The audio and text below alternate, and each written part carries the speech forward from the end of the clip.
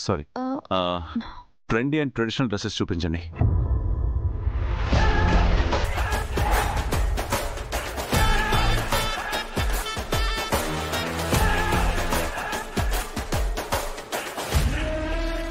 ఇది నచ్చిందా? బాగుంది సార్.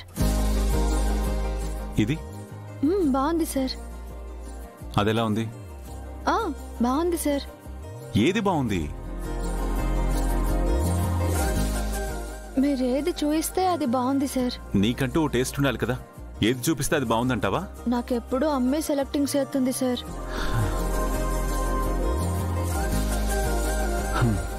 ఓపెన్ చేయమ్మా.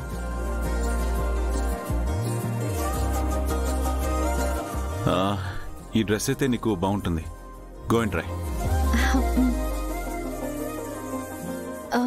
సార్ అది ఎక్కడో నాకు తెలీదు. Come with me.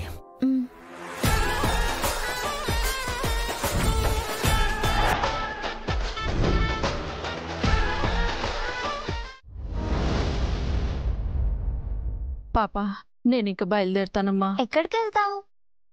నీకు నీరసంగా ఉంది, ఇప్పుడు వెళ్తే మళ్ళీ పడిపోతావు. కామ్గా కూర్చోమని చెప్పాను కదా. అది కాదమ్మా, నేను పని కోసం ఎత్తుక్కోవాలి. నీకు కావాల్సింది పనే కదా. నా బర్త్డే రాగానే నీ గురించి చెప్పి నీకేదైనా పని ఇవ్వమని చెప్తానులే. పైగా నీకెవరు లేరంటున్నావు.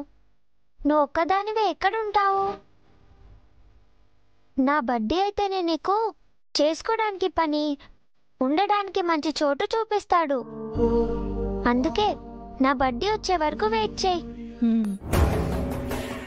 ఈ పెన్ డ్రైవ్ ఫుటేజ్ లో ఉన్న ఒక వ్యక్తి నన్ను ఇంతకు ముందు లారీతో గుద్ది చంపాలని ట్రై చేశాడు.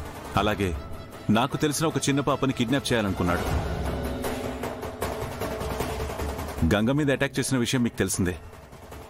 ఇవన్నీ ఎందుకు చేస్తున్నాడో, అతని వెనక ఎవరైనా ఉండి ఇదంతా చేయిస్తున్నారా అనే విషయం మీరు తెలుసుకోవాలి సార్. ఎందుకంటే అతని టార్గెట్ నేను, నా ఫ్యామిలీ అయితే భాను మరణం వెనక కూడా ఖచ్చితంగా వాడి హ్యాండ్ ఉండే ఉంటుంది. అందుకే మీరు ఆ ఫుటేజ్లో ఉన్న వ్యక్తి ఎవరనేది ఐడెంటిఫై చేసి అతని క్రిమినల్ బ్యాక్గ్రౌండ్, సపోర్టర్స్ అన్ని విషయాలు రాబట్టగలిగితే మా చుట్టూ జరుగుతున్న అటాక్స్కి ఫుల్ స్టాప్ పెట్టచ్చు సార్. వెంటనే అతని ఫోటోని అన్ని ఏరియా పోలీస్ స్టేషన్లకి పంపించి అతను ఎవరో ట్రేస్ అవుట్ చేసి మీకు ఇన్ఫార్మ్ చేస్తాం రుద్రా గారు. Thank you so much sir.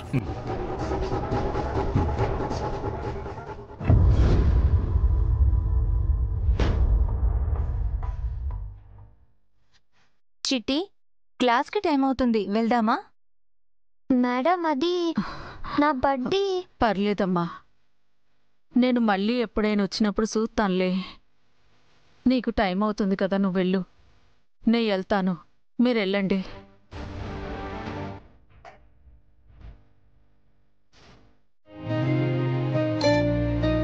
Hello బడ్డీ. ఎక్కడున్నావు బడ్డీ? సారీ బడ్డీ, నీ దగ్గరికనే బయలుదేరాను. కాకపోతే దారిలో వేరే వర్క్ ఉండి స్ట్రక్ అయిపోయాను. నువ్వు చాలా బిజీ అయిపోయావులే బడ్డీ. నా పనుల కంటే నీకు వేరే అన్ని పనులు ఇంపార్టెంటే. నీకోసం నేను ఎంతసేపు వెయిట్ చేయాలి?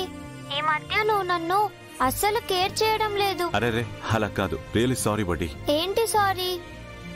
నువ్వు వస్తావని, హెల్ప్ చేస్తావని నేను ఒక ఆవిడ్ని వెయిట్ చేస్తూ కూర్చోపెట్టాను. పాపం తను చాలా కష్టాల్లో ఉన్నట్టుంది. అయ్యో అవునా? సరే, నేను ఇప్పుడే బయలుదేరి వస్తున్నాను. తనకి ఏ హెల్ప్ కావాలన్నా చేద్దాం. నువ్వు చెప్పాక నేను కాదంటానా? హెల్ప్ చేయడానికి అసలు తను ఇక్కడ ఉంటేనే కదా. ఎప్పుడో వెళ్ళిపోయింది.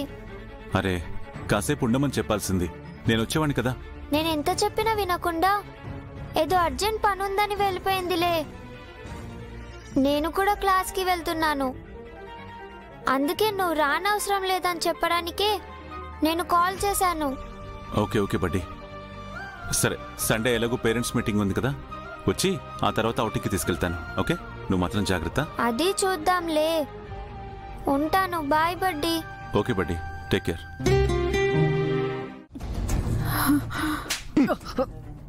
ఏంట్రా నువ్వు చేసిన పని? బుద్ధి లేదా?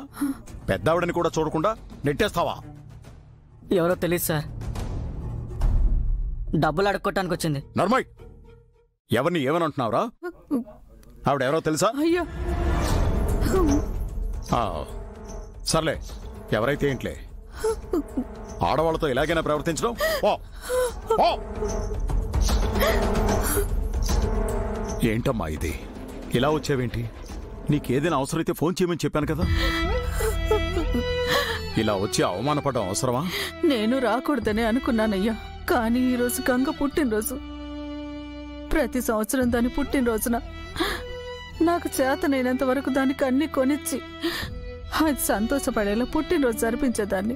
ఇప్పుడు ఎలాగో నాకు అదృష్టం లేదు, అందుకే ఒకసారి దాన్ని కళ్ళారా చూసుకుని వెళ్దామని వచ్చాను.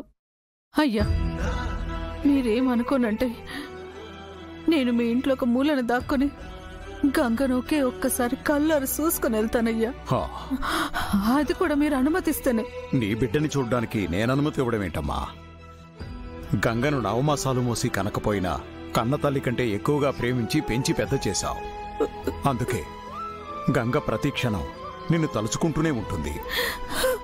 ఈ రోజు కూడా నిన్ను తలుచుకొని చాలా బాధపడిందమ్మా. నేనే సముదాయించి గుడికి పంపించాను.